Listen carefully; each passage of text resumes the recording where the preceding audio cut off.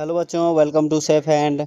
तो अभी तक हम लोगों ने प्रिंसिपल बेसिस ऑफ इनहेरिटेंस में, है ना, सेक्स डिटर्मिनेशंस एंड उससे पहले क्रोमोसोमल थ्योरी ऑफ इनहेरिटेंस पढ़ लिए हैं।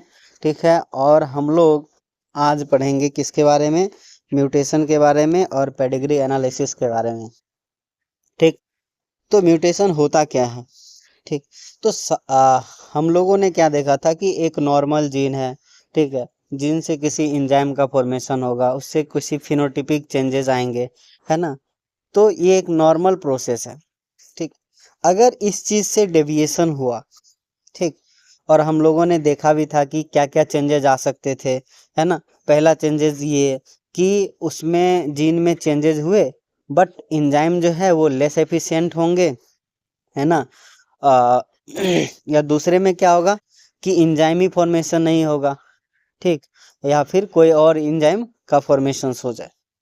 तो इस तरह के चीजें हम लोगों ने देख रखा है कि म्यूटेशंस में क्या होते हैं, है ना, जब डोमिनेंस से रिसेसिव का जो प्रोसेस हम लोगों ने देख रहे थे उस समय में। ठीक, तो mutation is a phenomenon which result in alterations of DNA sequences. Mutation में क्या होता है कि डीएनए के सीक्वेंस में जो है ना अल्टरेशन हो जाता है, मतलब कि थोड़ा चेंजेस हो जाते हैं डीएनए के सीक्वेंस में, और डीएनए का सीक्वेंस ही डिसाइड करता है उस जीन का क्या फिनोटिपिक और जीनोटिपिक कैरेक्टर्स होंगे। ठीक है, and consequently result in changes in the genotype. अगर डीएनए सीक्वेंस में चेंजेस आ गया तो उससे जीनोटाइप में चेंजेस आ गया, and the phenotype of organism, और उससे क्या होगा, ऑर्गेनिजम्स के फिनोटाइप में भी चेंजेस आ जाएंगे। Variations in DNA. अब डीएनए में ये वेरिएशंस जो होते हैं ना वो कैसे होते हैं? तो सबसे पहले हम लोगों ने देखा था क्रॉसिंग ओवर, वहाँ सेल डिविजन्स में, तो वहाँ पे रिकॉम्बिनेशंस बनते हैं। ठीक है, बहुत सारे रिकॉम्बिनेशंस बनते हैं। हालांकि इसमें डीएनए का सीक्वेंसिंग में बदलाव नहीं आता है, बल्कि यहाँ पे क्या होता है कि रेसेसिव जीन्स, है ना, डोमिनेंट जीन, इन सब चीज़ में थोड़े थोड़े क्या चेंजेज आते हैं। कैरेक्टर वही रहता है, सेम कैरेक्टर रहता है, बट उसके क्वालिटी में चेंजेस आ सकती है ना। इससे वेरी कॉम्बिनेशन से। और दूसरा है म्यूटेशंस। और दूसरा क्या है? म्यूटेशंस। तो म्यूटेशंस में अभी हम लोग आगे देखेंगे। One DNA helix runs continuously. Mutations अब कैसे होता है ये देखिए। One DNA helix runs continuously from one end to other in each chromatid in highly supercoiled forms. मतलब हमारा जो क्रोमेटिड्स है वो क्या है, हाईली सुपर क्वाइल है ना। और उसके अंदर जो है डीएनए का सीक्वेंसेस, डीएनए हेलिक्स में जो सीक्वेंस है कंटिन्यूसली जो है सीक्वेंस है इसमें एडेनिन, ग्वानिन, साइटोसाइनिन, प्यूरिन का, ये लगातार सीक्वेंसली क्या होता है, एक एंड से दूसरे एंड तक लगा हुआ है। ठीक, और ये सुपर क्वाइल्ड है, मतलब कि बहुत कम्पैक्टली अरेंज है। देयरफॉर अब इस अरेंजमेंट में क्या होगा, कभी कभी लॉस हो जाएगा, है ना। कभी कभी क्या होगा, डीएनए सीक्वेंसेस का लॉस हो जाएगा और गेन, या फिर डीएनए सीक्वेंसेस का गेन हो जाएगा। ये जो सुपर क्वाइलिंग हो रहा है ना, सुपर क्वाइलिंग बीच में कभी कभी क्या होगा, डीएनए का कुछ सीक्वेंस जो होगा वो डिलीट हो जाएगा, यानी कि मिस हो जाएगा उस सीक्वेंसिंग में, या फिर इंसर्ट हो जाएगा, कुछ नया सीक्वेंसेस ऐड हो जाए या डुप्लीकेट हो जाए। मतलब कि कैपिटल ए है, मतलब एडनिन एडनिन है, और दो चार बार और एडनिन का एडिशंस हो जाएगा। ठीक है, उसे बोलते हैं डुप्लीकेशंस या इंसर्शन ऑफ अदर जीन, है ना, वो भी हो सकता है। Of a segment of DNA result in alterations in chromosome, है ना। उससे क्या होता है कि क्रोमोजोम के सीक्वेंस में क्या होता है, अल्ट्रेशंस आ जाता है, डिलीशन से आ जाए, इंसर्शन से आ जाए, डुप्लीकेशन से आ जाए। अब लॉस जो होगा, लॉस में क्या होगा, डिलीशंस होंगे। ठीक है, अगर डीएनए सीक्वेंस का लॉस हो गया तो उसमें क्या होगा, डिलीशन होंगे। और गेन हुआ, या तो इंसर्शन हो जाएगा, नया कुछ सीक्वेंसेस ऐड हो जाएंगे, या डुप्लीकेशन, या जो भी सीक्वेंसेस है उसी का रिपीटेशंस नंबर जो है वो क्या हो जाएगा, इंक्रीज हो जाएगा। तो इससे भी क्या होते हैं, चेंजेस आ सकते हैं। Since genes are known to be located on chromosomes, हमको पता है क्रोमोजोमल थ्योरी ऑफ इनहेरिटेंस से कि क्रोमोजोम का जो बिहेवियर था, सेम बिहेवियर तो क्या था, जीन का था। तो उससे क्या हुआ, सटन एंड बोबरी ने इस इंफॉर्मेशन को यूनाइट किया और क्रोमोजोमल थ्योरी ऑफ इनहेरिटेंस दिया, और उसने बताया कि genes are located on chromosomes. अब अल्टरेशंस इन क्रोमोजोम्स, अब क्रोमोजोम के अंदर ही क्या हो गया, अल्टरनेशंस हो गए, अल्टरेशन हो गए, ठीक। तो result in abnormalities and aberrations, इससे क्या होता है कि एबनॉर्मलिटीज और एब्रेशंस आते हैं किसमें, किसी भी ऑर्गेनिजम्स में, उसमें एबनॉर्मलिटीज शो करते हैं, ठीक। तो ये क्या हुआ ना, क्रोमोजोमल बेसिस पे हम लोग देख रहे हैं म्यूटेशंस को। तो क्रोमोजोम में अगर चेंजेज आया तो उससे क्या होगा, जीन में चेंजेज आएगा, और उससे क्या होगा, एबनॉर्मलिटी जो है वो शो होगा। तो क्रोमोजोमल एब्रिएशंस, ठीक है, chromosomal abnormalities are commonly observed in cancerous cell, और कैंसरस सेल में यही क्रोमोजोमल क्या होते हैं, एबनॉर्मलिटीज होने की पॉसिबिलिटी बहुत ज़्यादा होती है, ठीक। In addition to the above, है ना, मतलब कि अभी जो क्रोमोजोमल एब्रिविएशंस, एबनॉर्मलिटीज या फिर डिलीशंस, है ना, जो अभी हम लोगों ने पढ़ा, लॉस हो गया या फिर गेन हुआ, डुप्लीकेशंस, इंसर्शनल्स, इन सब के अलावा mutations also arises due to change in single base pair. यहाँ तक कि अगर सिंगल बेस पेयर में भी अगर म्यूटेशन हो गया ना, तो उससे भी क्या होता है, सिंगल बेस पेयर भी अगर चेंज हो गया तो उससे भी म्यूटेशंस हो सकता है। This is known as point mutation, इसे क्या बोलते हैं, पॉइंट म्यूटेशन बोलते हैं। तो अभी हम लोग देखेंगे म्यूटेशंस। म्यूटेशन कितने तरह के होंगे, एक होगा पॉइंट म्यूटेशन, दूसरा होगा फ्रेम शिफ्ट म्यूटेशंस। मतलब कि अगर डीएनए के सीक्वेंसेस में आप कुछ चीज़ ऐड कर दो, तो जो सीक्वेंसेस था ना उसका फ्रेमिंग जो है वो चेंज हो जाएगा, फ्रेम शिफ्ट हो जाएगा, ठीक है।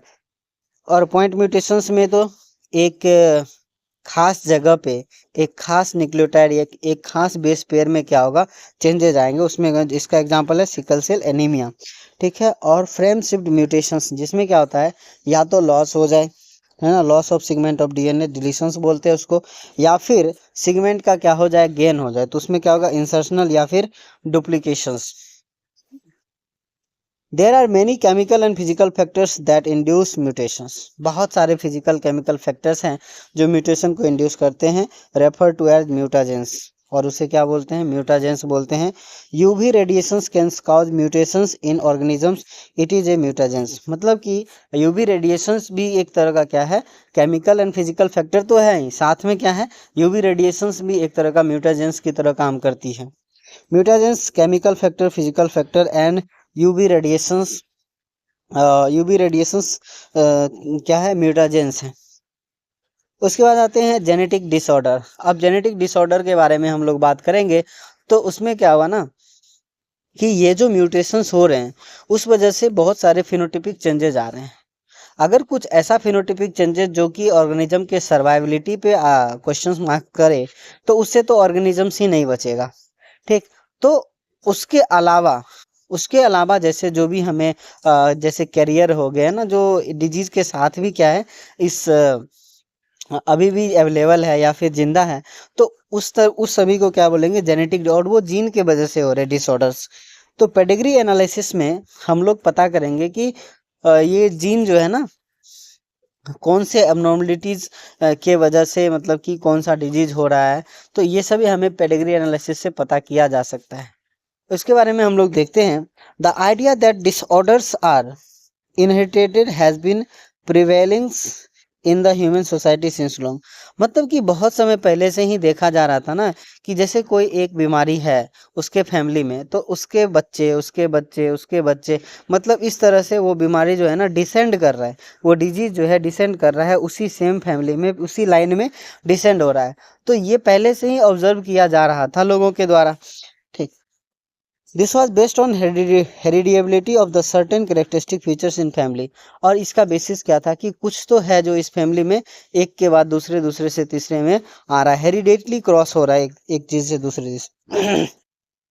After the rediscovery of Mendel's works, जब मेंडल के वर्क को रीडिस्कवरी किया गया था 1902 में, 1900 में, Carl Correns, Hugo de Vries and Tschermak के द्वारा the practice of analysis inheritance pattern of traits in human being begins, उसके बाद से इस प्रैक्टिस को ना, जैसे उन्होंने मेंडल्स के वर्क को रीडिस्कवर किया, तो उसमें जैसे पता चला ना कि आगे हम प्रिडिक्ट कर सकते हैं कि ये कैरेक्टर जो है ना वो शो होगा नहीं होगा, है ना। उसी तरह का सेम प्रैक्टिस जो है ह्यूमन बीइंग के ऊपर भी क्या हुआ, प्रैक्टिस करना स्टार्ट हुआ। लेकिन इसमें क्या दिक्कत है कि जैसे it is evident that the control cross मतलब कि जो कंट्रोल क्रॉस हो रहे थे पी प्लांट में या फिर और किसी और प्लांट में भी जो कंट्रोल कर रहे थे, जैसे कि हम F1 जनरेशन्स का बैक क्रॉस करवा दिए, है ना, F2 का बैक क्रॉस करवा दिए, आउट क्रॉस करवा दिए, है ना।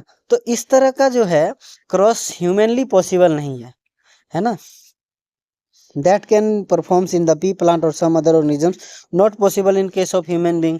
आप इस तरह के क्रॉस ह्यूमन बींग में नहीं करा सकते। So, a study of family history about inheritance of particular traits provide an alternatives। अब ये फैमिली हिस्ट्री का जो स्टडी जब करते हैं, ठीक, तो उससे क्या होता है, एक अल्टरनेट पाथ मिलता है इस चीज़ को देखने के लिए कि उसमें कौन सा जीन इनहेरिटेड हो रहे हैं, ठीक है। Such an analysis of trait in several of generations of a family is called pedigree analysis. और इस तरह का एनालिसिस अगर किसी एक फैमिली में बहुत लंबे जनरेशन्स तक देख रहे हैं तो उसे क्या बोलते हैं, पेडिग्री एनालिसिस का नाम दिया जाता है, ठीक है। In the pedigree analysis the inheritance of a particular trait is represented in a family tree over generations. मतलब कि पेडिग्री एनालिसिस में एक खास ट्रेट जो है, यानी कि एक खास डिजीज का बात हो रहा है, वो क्या हो रहे हैं कि पूरे के पूरे फैमिली ट्री में क्या हो रहे हैं, एक जनरेशन से दूसरे जनरेशन तक आ जा रहे हैं। In human genetics pedigree study provide a strong tool which is utilize to trace the inheritance of a. मतलब कि ये ह्यूमन जेनेटिक्स में पेडिग्री जो है एक बहुत अच्छा ग्रेट टूल्स है। मतलब कि इसमें तो आप सेल्फ क्रॉस, है ना, या फिर आउट क्रॉस, है ना, टेस्ट क्रॉस, ये सब तो करा नहीं सकते हैं। तो पेडिग्री एनालिसिस एक बेस्ट टूल है क्या क्या पता करने के लिए, स्पेसिफिक ट्रेड्स, मतलब कोई खास ट्रेड्स जो है वो डेवलप हो रहे हैं। जैसे कि हीमोफीलिया का केस ले लीजिए, तो उसके पूरे फैमिली मेम्बर में हीमोफीलिया आ रहे, या एबनॉर्मलिटीज़ हो गए, है ना, या फिर डिजीज हो गए। तो इन सभी चीज़ों का क्या हो सकता है, स्पेसिफिक ट्रेट, एबनॉर्मलिटी और डिजीज, इन सभी चीज़ों का आप क्या कर सकते हैं, पेडिग्री एनालिसिस से पता कर सकते हैं कि उसके फैमिली में कैसा है। Some of the important standard symbol of the pedigree analysis. यहाँ पे पेडिग्री एनालिसिस जब हम करेंगे तो अगर स्क्वायर शेप का ये हुआ तो इसे बोलेंगे मेल, है ना, सर्कल को फीमेल से, फीमेल को सर्कल से डिनोट करते हैं, और अनस्पेसिफाइड सेक्स को क्या बोलते हैं, इस तरह से डिनोट करते हैं। अफेक्टेड इंडिविजुअल जो होंगे वो कलरफुल होंगे, एंड द मेटिंग जो होंगे वो सिंगल लाइन से क्या होंगे, मेटिंग शो किए जाएंगे। यानी उसके बाद अगर डबल लाइन है, मेटिंग बिटवीन द रिलेटिव्स, है ना, कॉन्सेंजीनियस मेटिंग, जो अगर रिलेटिव के बीच में ही मेटिंग हो रहे हैं, ठीक है, तो उसे क्या बोलेंगे, उसे डबल लाइन से क्या होगा, डिनोट किया जाएगा मेटिंग को। उसके बाद जो ऊपर होंगे ना वो पेरेंट होंगे, और जो नीचे होंगे वो क्या होंगे, जो ऊपर जो होंगे वो पेरेंट होंगे, एंड नीचे जो होंगे वो बच्चे होंगे। यानी ये ऊपर वाला जो है वो पेरेंट है, और पेरेंट के बीच में मैटिंग है सिंगल, एंड उससे जो नीचे डिसेंड होंगे वो क्या होंगे, बच्चे होंगे।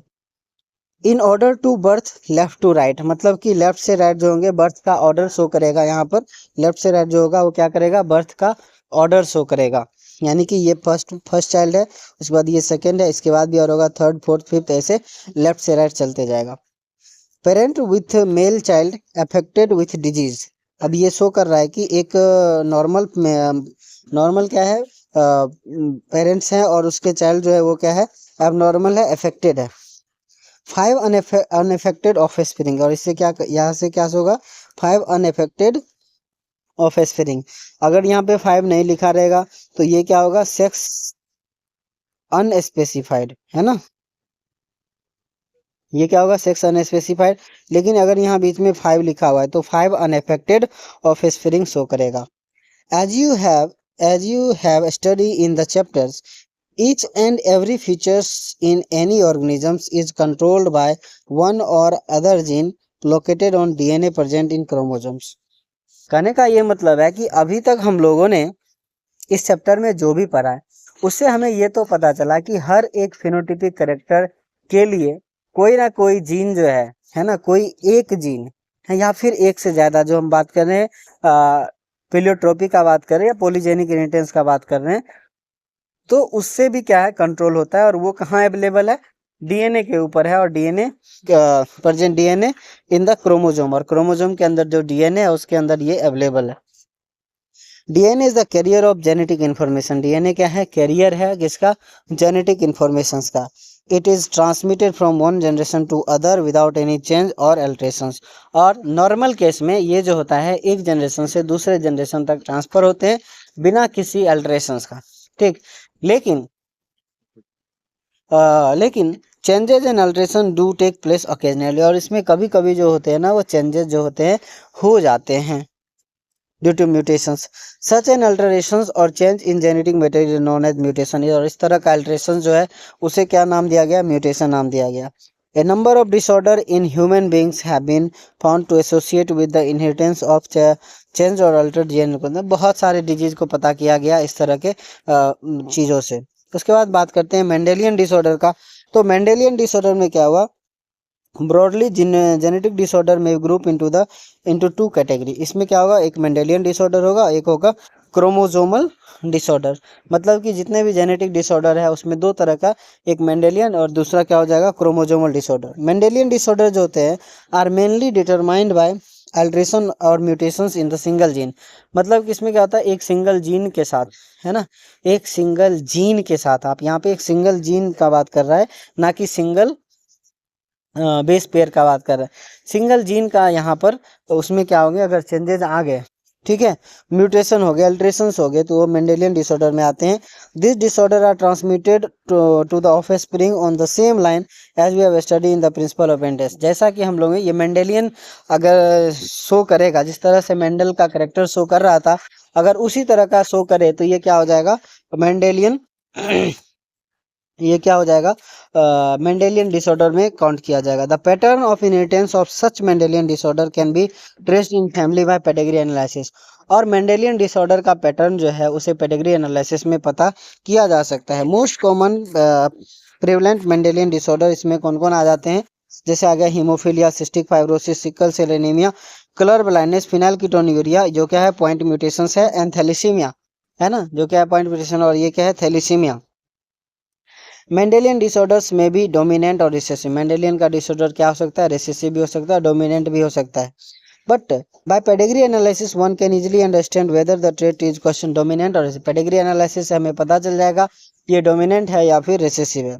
Similarly the trait may also भी link to the sex chromosome, और ये क्या होता है, सेक्स क्रोमोजोम से भी लिंक होगा, यानी कि एक्स क्रोमोजोम से, ठीक है। In case of hemophilia X chromosomes link होगा, वो क्या होगा, hemophilia. It is evident that the X linked recessive traits so transmitted from carrier female to male progeny. हम लोगों ने पहले ही पढ़ा सेक्स डिटर्मिनेशन में कि मेल के पास जो एक्स क्रोमोजोम है वो कहाँ से आता है, मदर से आता है। और अगर मदर जो है किसी भी डिजीज के लिए कैरियर है, मतलब उसके ना एक्स क्रोमोजोम में एक्स क्रोमोजोम में अगर कोई डिजीज है, ठीक है, तो अगर वो डायरेक्ट चला जाए किसमें, मेल के अंदर, तो मेल के पास तो एक ही एक्स क्रोमोजोम है, तो उसमें डिजीज क्या होगा, शो करेगा। एक्स लिंक डिजीज जो होते हैं वो मदर से किस में आते हैं, मदर से किस में आते हैं, सन में आते हैं, ठीक है। अभी हम लोग बात करेंगे ये पेडिग्री एनालिसिस जो है ऑटोजोमल डोमिनेंट का दिया गया है, और इसके बाद पेडिग्री एनालिसिस जो है वो ऑटोजोमल रिसेसिव का दिया गया है। तो यहाँ पे हम लोग देखेंगे ना कि पेडिग्री एनालिसिस करते कैसे हैं। तो पेडिग्री एनालिसिस में पहला नियम आपको ये बताता है, उसमें आपको दो नियम याद रखना है कि इफ बोथ पेरेंट नॉर्मल, ठीक है, अगर दोनों पेरेंट नॉर्मल है, ठीक, और उसके बच्चे जो है ना उसमें डिजीज आ गया, है ना, ये लाइन तो आपको याद ही रखना है कि अगर दोनों पेरेंट नॉर्मल हैं और बच्चे में डिजीज आ गया, इसका मतलब क्या है कि ये डिजीज जो है ना ऑटोजोमल डोमिनेंट तो हो ही नहीं सकता है। क्योंकि अगर ऑटोजोमल डोमिनेंट होता, ठीक, तो किसी भी पेरेंट में, किसी एक पेरेंट में कम से कम ये चीज तो शो होता ही, डिजीज तो शो होता ही। अगर बच्चे में आ रहे हैं और फादर मदर में नहीं है, ठीक है, तो इसका मतलब है कि ये डिजीज जो है ऑटोजोमल रिसेसिव हो सकता है।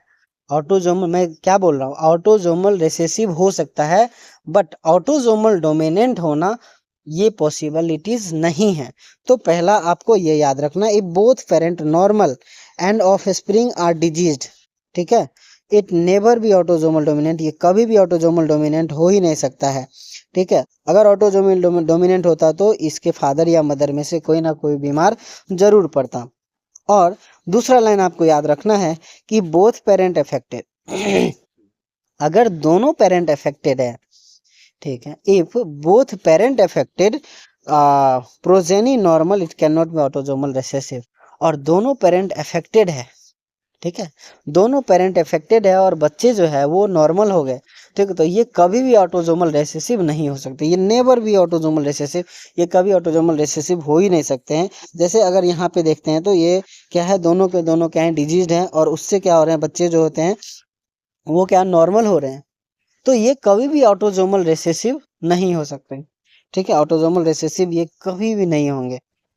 तो वहीं पे यहाँ पे देखते हैं, अब इसमें देखते हैं कि पेडिग्री चेक कैसे करते हैं, तो 2 पॉइंट याद रखिए, उसके बाद चेक करते हैं। वाई लिंक्ड, अगर सबसे पहले हम देखेंगे कि क्या ये डिजीज जो है, क्या ये पेडिग्री जो हम लोग चेक कर रहे हैं उसमें जो भी डिजीज है वो सिर्फ और सिर्फ मेल में ट्रांसफर हो रहे हैं, ठीक है, हर एक जनरेशन में क्या सिर्फ मेल में हो रहे हैं, तो अगर सिर्फ मेल में हो रहे होंगे तो ये वाई लिंक डिजीज हो जाएंगे, ठीक है, वाई लिंक, इससे पता चलेगा कि ये वाई लिंक्ड डिजीज है। अगर अगर एक्स लिंक्ड अगर हमें पता चले, जैसे कि फीमेल टू सन, है ना, मदर टू सन, फिर mother to son, mother to son, mother to son, अगर हमें दिख रहा है, लगातार दिख रहा है मदर टू सन, तो उससे क्या हो जाएगा फादर टू सन या डॉटर तो होगा ही नहीं, ठीक है, फादर टू सन तो नहीं होगा, लेकिन अगर फीमेल मदर टू सन अगर हो रहा है तो उससे हमें पता चलेगा एक्स लिंक्ड ये डिजीज है। उसके बाद बात करते हैं, फादर टू डॉटर हो सकता है, ठीक है, फादर टू डॉटर, अगर ये जैसे अगर उसके मदर भी एक्स लिंक कैरियर है और फादर भी है, तो इस दोनों में क्या होगा, दो फादर से जो एक्स आएंगे वो भी क्या हो जाएंगे, उसमें भी वो एबनॉर्मलिटी जीन होंगे, और मदर से आएंगे उसमें भी होगा, तो उससे क्या होगा, बच्चे की पॉसिबिलिटी है कि वो कैरियर हो जाए, ठीक है, या फिर डिजीज हो जाए उसके फीमेल का। लेकिन अगर सिर्फ फीमेल से सन में हो रहे हैं, ठीक है, अगर फीमेल से सन में जा रहे हैं डिजीज, तो ये एक्स लिंक होने की पॉसिबिलिटी है। उसके बाद ऑटोजोमल डोमिनेंट हम लोग चेक करेंगे। ऑटोजोमल डोमिनेंट कैसे चेक करते हैं, है ना, कि अगर अगर दोनों पेरेंट जो हैं वो क्या है, डिजीज हैं, ठीक है, और दोनों पेरेंट डिजीज है और बच्चे जो है नॉर्मल आ रहे हैं, तो इससे हो सकता है कि ये ऑटोजोमल डोमिनेंट हो। और ऑटोजोमल रिसेसिव, अगर दोनों पेरेंट जो हैं वो नॉर्मल है और बच्चे जो है उसमें डिजीज आ रहे हैं, तो ये ऑटोजोमल रिसेसिव होने का एक पॉसिबिलिटी शो करता है। तो यही चीज़ हम लोग देखते हैं इसमें, जब ऑटोजोमल रिसेसिव का जो डायग्राम दिया गया है, यहाँ पे देखेंगे कि इस वाले ग्राफ में कि पेरेंट जो है वो नॉर्मल है, बट उसके बच्चे जो है ना वो अफेक्टेड है। बच्चे अफेक्टेड है इन द सेंस कि ये कभी भी क्या हो जाए, ऑटोजोमल डोमिनेंट नहीं हो सकते, तो ये क्या हो जाएंगे, रिसेसिव हो जाएंगे। और सेम इसी तरह से यहाँ क्या है कि यहाँ क्या है, बच्चे पेरेंट्स जो है वो क्या, एक नॉर्मल है एक एबनॉर्मल है, और उससे क्या हो रहा है कि किसी बच्चे में डिजीज आ रहे हैं, किसी में नहीं आ रहे। लेकिन यहाँ पे देखिए, जब दोनों में डिजीज नहीं है, ठीक है, जब दोनों में डिजीज नहीं है तो किसी भी बच्चे में क्या होगा, वो डिजीज ट्रांसफर नहीं हो रहे, तो ये क्या है, ऑटोजोमल डोमिनेंट का एक केस है जो एनसीईआरटी में दे रखा है। और इसके आगे हम लोग कल अगले क्लास में देखेंगे कि ये सारे disease, haemophilia, sickle cell anaemia, इन सभी चीज़ों का डिटेल से स्टडी करेंगे। तब तक के लिए ओके, बाय।